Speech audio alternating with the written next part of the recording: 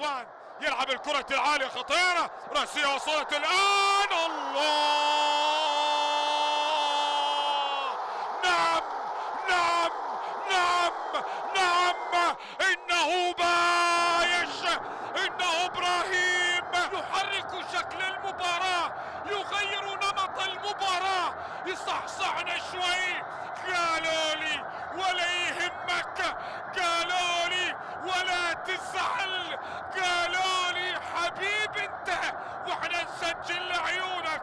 هنا لدينا ابراهيم بايش يسجل اول اهداف. لا زالت مستمرة نعم في البصرة. هنا لدينا كرة خطيرة، الله،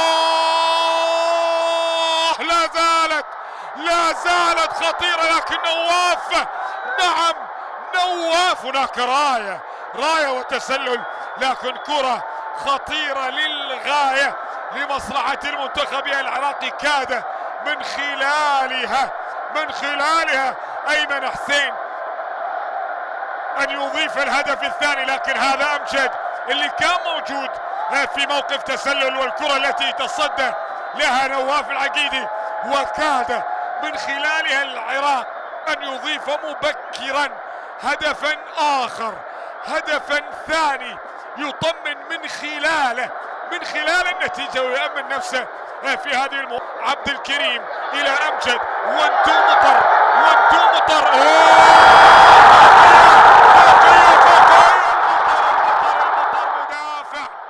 المطر يدافع في اللقطة الماضية المطر يخطر ويخرج ليدافع أمام قوقية. مالك امان يا مطر، هذه الكرة الماضية ألم أقول لكم لا تضمن شيء، لا تأمن شيء. إذا ما أتتك الفرصة حاول. هدف الاطمئنان قبل نهاية اللقاء ب5 دقائق تلعب، الله، لكن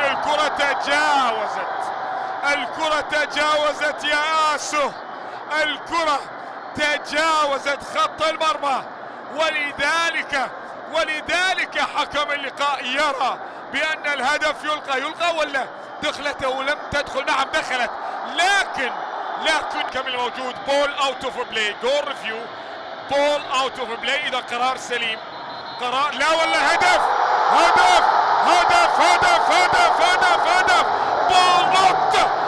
نوت اوت اوف بلاي،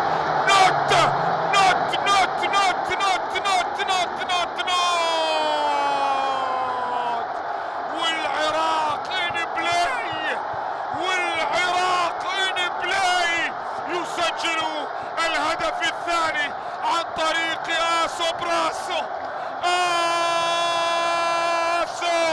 سجل براسو.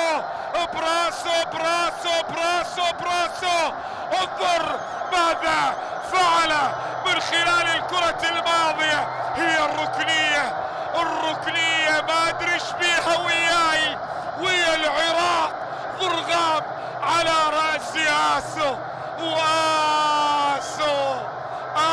براسو خلى